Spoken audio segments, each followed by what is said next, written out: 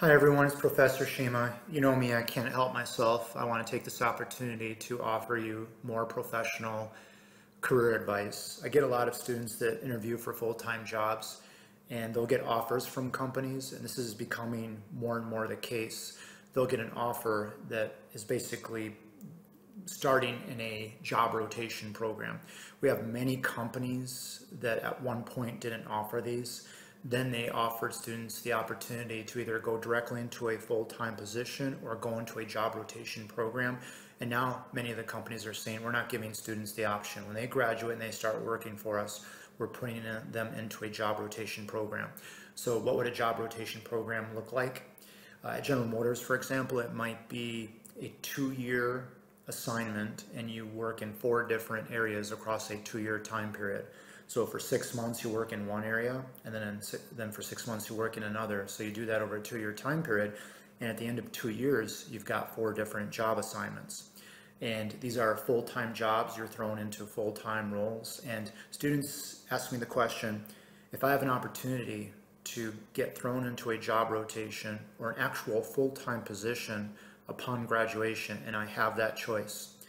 And sometimes you'll have that choice. I can think of a Southwest company in Southwest Michigan. It's a Fortune 500 company that will actually give students the option of, hey, here's a job where you can just begin your career and go into a full-time role, or you can go into a job rotation program. In the case of General Motors, they're so happy with the success of the job rotation program and like the results so much, and the feedback they've gotten from students and entry-level employees has been so positive that they've said, we're not giving you an option, this is the way it's going to be.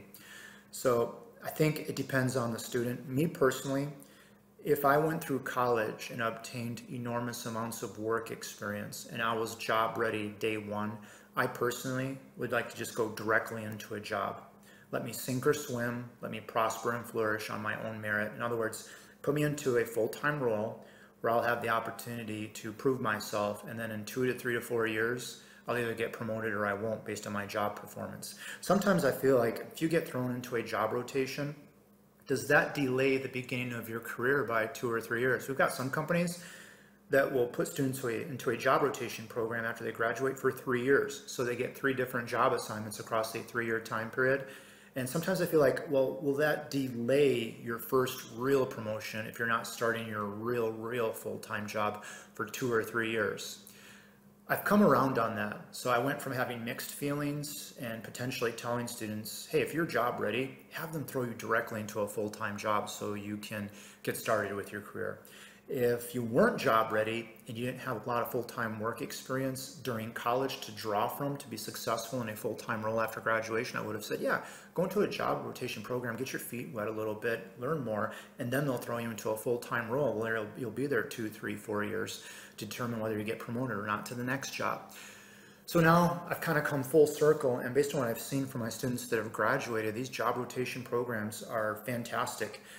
Usually they're never less than 6 months for a role or a job position. Sometimes and often they're about a year. So in the case of one company, 3 years, 1 year for each job, and at the end of 3 years, the job rotation is done.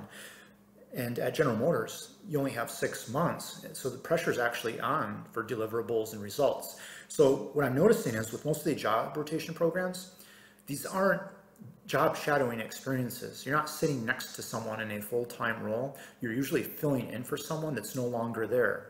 They went on maternity leave, they left the company, they got fired, they got promoted, they haven't filled the position in. So they're throwing you into a full-time role. So what I'm noticing is when my students walk away from these job rotations, in a 2-year time period, they might have 4 different job assignments, all of which they had responsibility in fully, and they've got deliverables and results.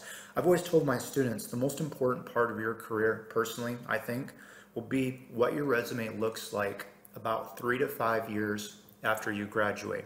Did you get good work experience? Did you deliver?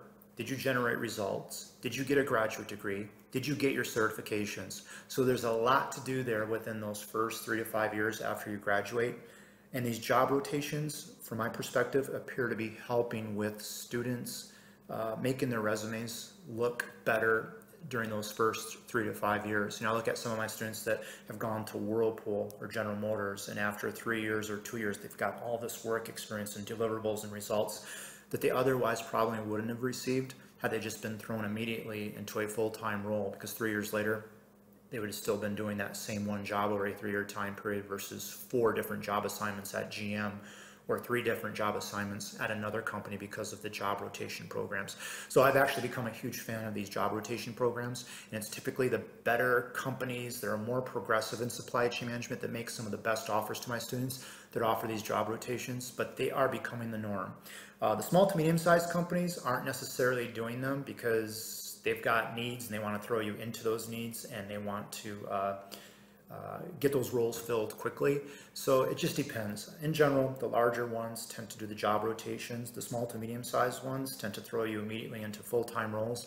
The cool thing about the small to medium-sized companies is for entry-level managerial positions, you might not necessarily get the starting salary that you would at a Fortune 500 company, but man, that cross-functional work experience, the ability to wear many different hats because you have to at a smaller to medium-sized company versus a giant corporation, a Fortune 500 type. So I think all of these job offers that my students are getting after graduation are fantastic and opportunistic. It's just a matter of taking advantage of what every job has to offer. To make a case for the job rotations, once again, something else I've picked up on is if you're in a job rotation for 2 years or 3 years, usually when you're getting assigned a job assignment in that rotation, you're assigned a mentor. That mentor tends to be a very important person within that functional area that you have that job assignment in.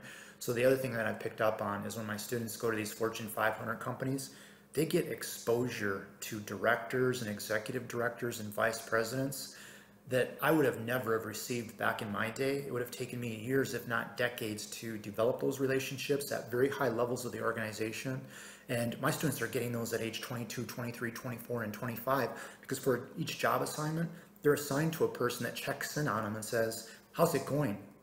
An open door policy type of situation. I think that networking and that mentorship at very high levels of the organization and what are very large companies is priceless. And to get that so early on in your career is amazing. And you wouldn't have gotten that if you got thrown immediately into a full-time role straight out of college, where you'd be in that role for maybe 2, 3, 4, 5 years perhaps. So I just wanted to throw that out there that I've seen nothing but great things with these job rotations. And I've really come around. I used to think, man, if you're qualified and ready, just throw me into a job and let me prove myself. And I think these job rotations have a lot to offer. So don't downplay them, seize them for the opportunity that they are.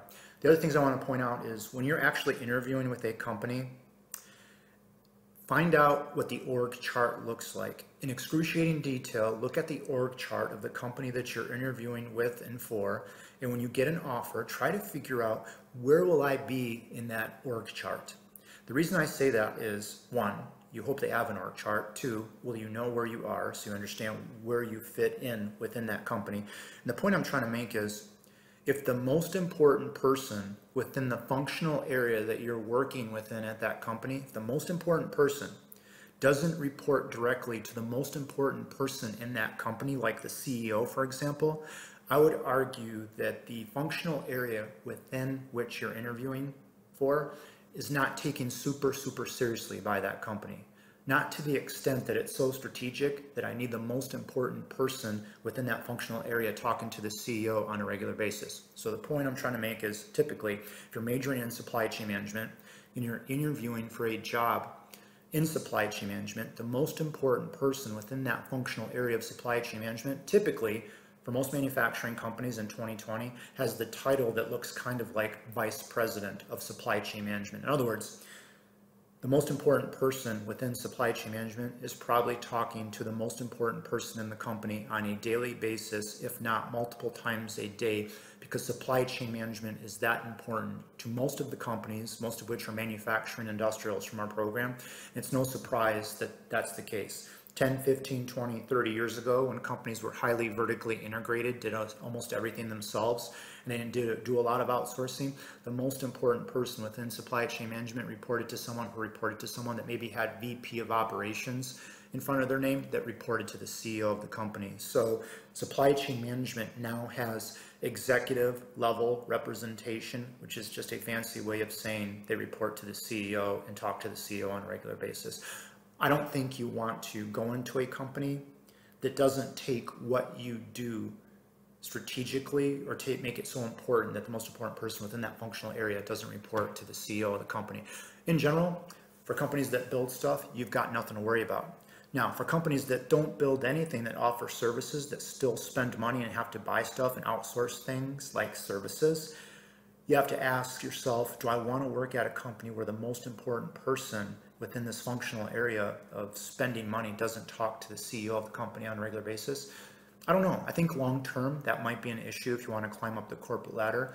But for companies that don't actually build anything, all of their spend is called indirect spend. They still spend a lot of money. There's probably a lot of low-hanging fruit, like in the healthcare industry.